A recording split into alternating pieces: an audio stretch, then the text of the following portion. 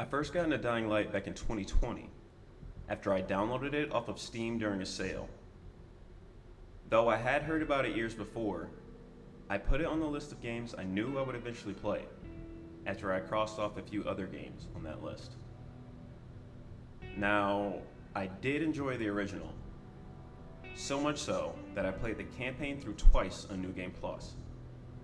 I completed the following DLC, and so far I've reached level 108 Mastery rank.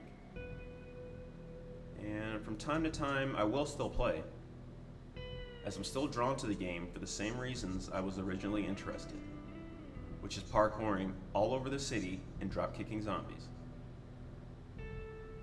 So naturally, when I eventually came across the Dying Light 2 26-minute gameplay demo from 2019, I was instantly interested and made a mental marker of it on the still ever-growing list of games I have to play, hopefully sooner rather than later.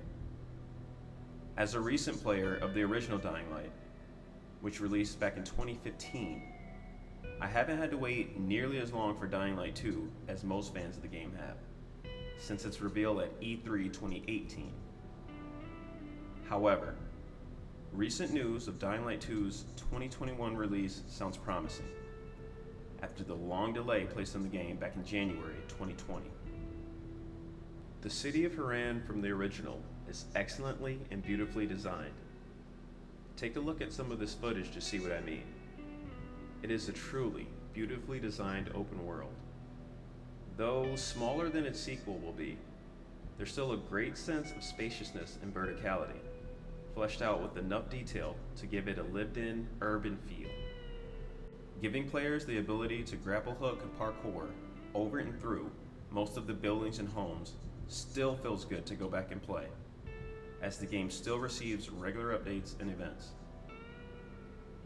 And while the story wasn't the greatest, it was still serviceable enough.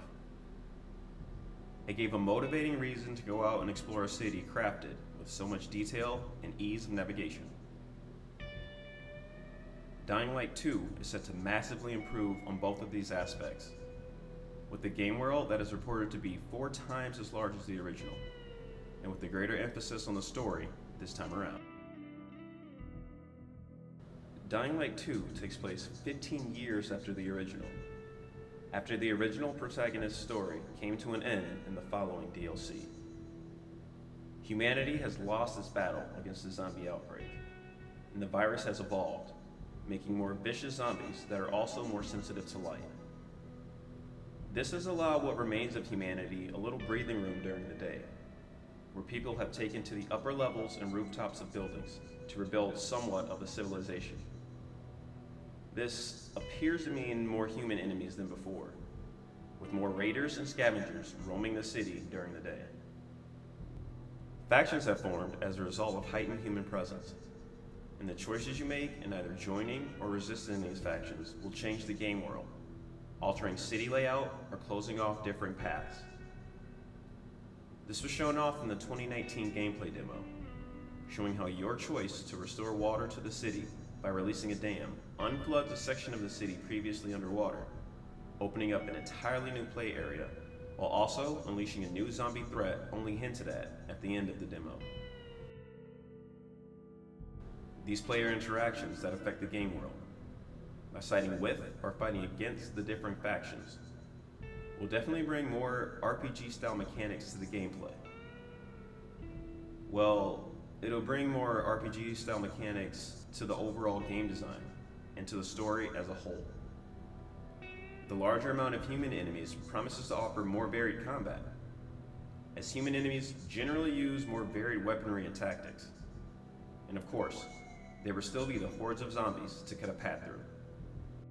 Techland is using C-Engine, which I believe is their very own game engine that they created for Dying Light 2, which allows for top-down world building similar to an architect's blueprint. I won't get too much into the details about it here. Just know that it somewhat eases the city building process, so that the developers don't have to place every wall of every building individually, freeing up the team to focus on more creative features of the design. So while the original Dying Light has a beautifully crafted, fun to explore city, expect Dying Light 2 to feature a larger city with more verticality and even more refined exploration. As I mentioned earlier, Techland is placing a greater emphasis on story this time around, though they have been a bit sparing with the details, and understandably so.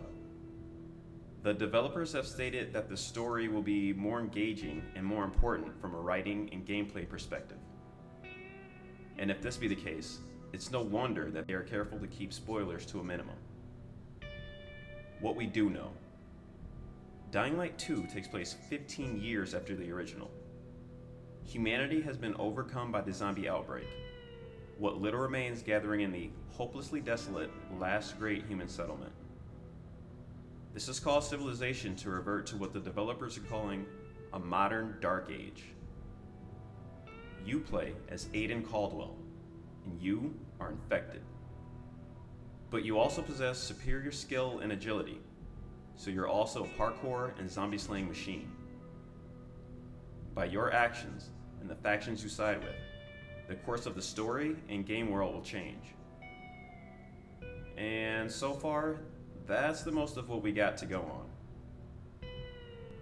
Now, I wouldn't be covering Dying Light 2 if I wasn't interested in how the game will turn out. I really feel Techland created an excellent open world in the first Dying Light, in large part to its city design and its movement system, which allows for easy exploration from streets to rooftops. All this looks to be improved upon with more intricate world design, fleshed out with random encounters and scripted events. And while the first Dying Light did have some random encounters, it was more like showing up here or there to save a guy when they need it. This time around, it appears the scripted events will be a bit deeper, more fleshed out, and may even lead to full-on side quests. I do realize that there has been a lot of community doubt. There's been a few notable departures from the studio, including lead writer Pavel Sullinger back in early January. But I think a big part of the doubt comes from the fact that the game was announced so early and has seen a couple delays already. But the developers have stated that they are using this time to work on the story and improve the open world. I, for one, am not a fan of rushing games. I feel a rushed development hurts the creativity and the overall quality of a game. A rushed creative process doesn't allow for proper refinement in the editing process. We all know how disastrous a broken launch can be for a title, so I always encourage giving the developers time to perfect their vision. I am curious how player interactions will affect the gameplay and story, as this aspect seems particularly ambitious for the developers. And we still don't know much about Aiden's infection and how that may alter gameplay, such as different abilities if you accept or reject the infection. I'm personally hoping for even more movement options this time around, with addition to the scaling of buildings and the grapple hook. So far we've seen wall running and a glider, and both of these things definitely look interesting to help out with the gameplay. But I'm still hoping for slightly more movement options to help spice up the combat. There's still many questions to be answered, and as the release date draws closer, I'm sure Techland will reveal many more details coming soon. I will be covering more Dying Light 2 information when it is revealed, and until then, good luck, Godspeed, and I wish everyone a good day.